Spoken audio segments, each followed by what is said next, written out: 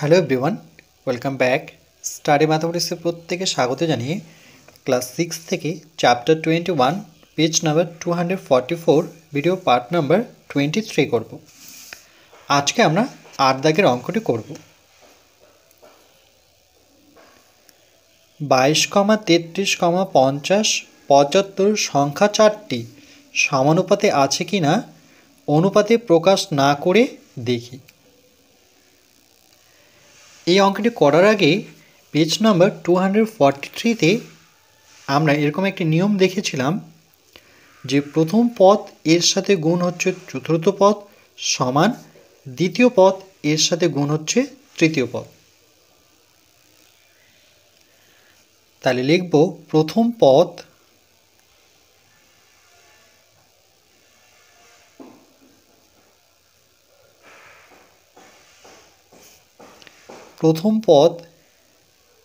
এর সাথে চতুর্থ পদ, এই লাইনটা কিন্তু মনে রাখতে হবে।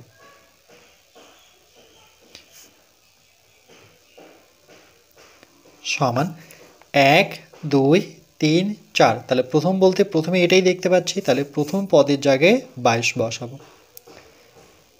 তারপরে চতুর্থ পদ 1, 2, 3, 4, 4 নম্বরে কত আছে 75। তাহলে 22 আর 75 গুণফল কত এখানে করে নিই। 75 এর সাথে আমরা 22 গুণ করব। 5 দুগুণে 10 শূন্য, হাতের 1, 7 দুগুণে 14 আর হাতের 1 মিলে 15। 5 দুগুণে 10 শূন্য, হাতের 1, 7 দুগুণে 14 আর 1 15।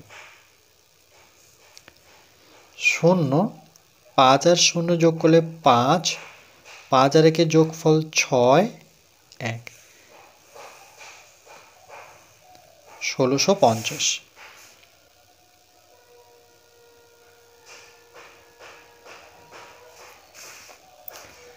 তাহলে প্রথম পদ আর চতুর্থ পদ হয়েছে, তাহলে থাকলো দ্বিতীয় আর তৃতীয়। তাহলে লিখব দ্বিতীয় পদ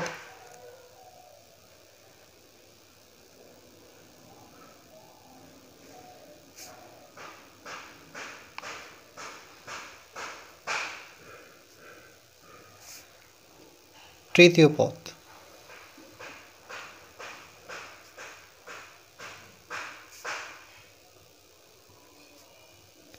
তাহলে দ্বিতীয় পদ হচ্ছে 33, প্রথম দ্বিতীয় তৃতীয় হচ্ছে 50। তাহলে 50-এর সাথে 33 গুণ করব।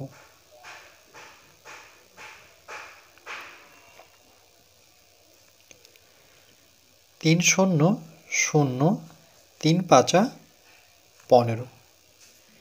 3 দিয়ে শূন্যকে গুণ করলে 0, 3 পাঁচা 15। 0, 5 আর 0 যোগ করলে 5, 5 আর 1 6, 1, 1650। 1, 6, 5, 0। তাহলে প্রথম পদ আর চতুর্থ পদ এই দুটোর গুণফল হলো 1650, কিন্তু যখন দ্বিতীয় পদ আর তৃতীয় পদ গুণ করলাম এদের গুণফলও হলো 1650। তাহলে আমরা লিখতে পারি যে 22 এর সাথে অনুপাত হচ্ছে 33। এই দুটো লিখলাম। এবার যখন এই দুটো লিখব তার আগে আমরা অনুপাতটি দুবার লিখব। কেন? যেহেতু সমান 1650, এটাও 1650 সমান, সমানের জন্য অনুপাত হচ্ছে এটাকেই বলি সমানুপাত। তারপরে বসাবো 50, তারপরে 75, 50 অনুপাত দিয়ে বসাবো 75। এটিকে অন্যভাবেও করতে পারি।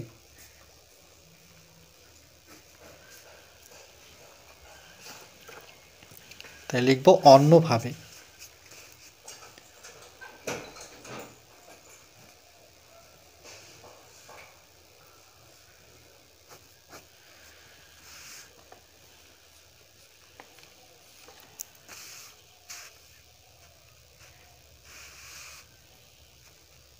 এই দুটো মাঝখানে আমরা অনুপাত চিহ্ন দেব, অর্থাৎ 22 অনুপাত 33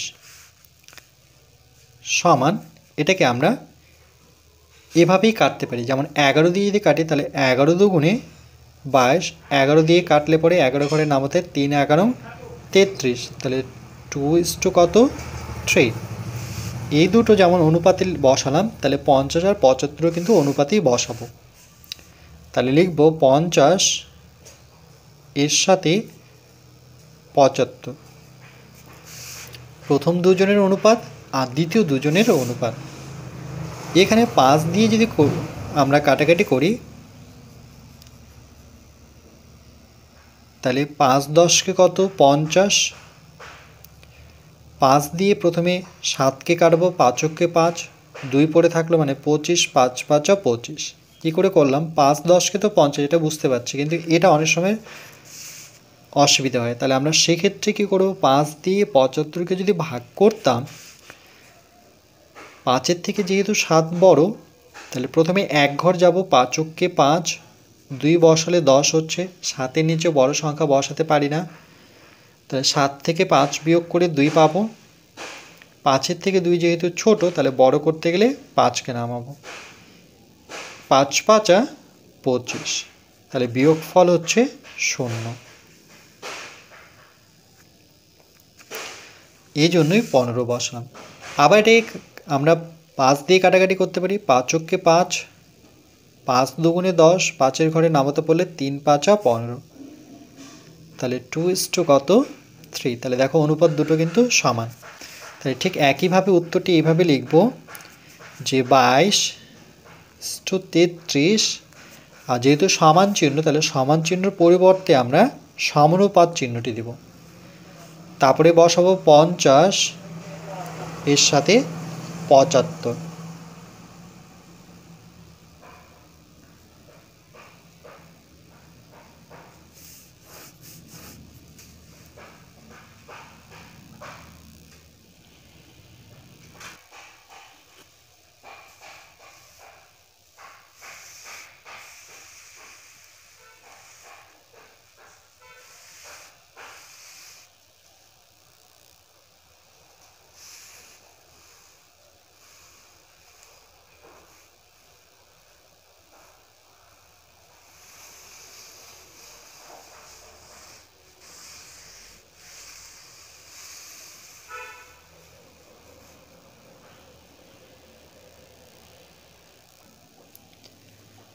প্রথম পদ গুণন চতুর্থ পদ, তাহলে প্রথম পদ হচ্ছে 22 আর 4 নম্বর পদটি হচ্ছে 75, তাহলে দুজনের গুণফল আমরা দেখলাম 1650। তাহলে দ্বিতীয় পদ হচ্ছে 33, কেন কি দ্বিতীয় নম্বরে আছে, আর এটা তৃতীয় নম্বরে, তাহলে তৃতীয় পদ হচ্ছে 50। তাহলে এই ক্ষেত্রে গুণ করে দেখলাম 1650। যেহেতু এদের গুণফল সমান, এই জন্য প্রথম পদ আর চতুর্থ পদ এই দুজনের গুণফল হচ্ছে 1650, দ্বিতীয় পদ তৃতীয় পদ এই দুটোর গুণফল হচ্ছে 1650। তাহলে আমরা অনুপাতটি এভাবে সাজাবো, 22 এর সাথে অনুপাত হচ্ছে 33। এই দুটো সংখ্যা লেখার পর যখন এই দুটো সংখ্যা অনুপাত দেব, তার আগে আমরা সমানুপাত চিহ্নটি বসিয়ে নেব।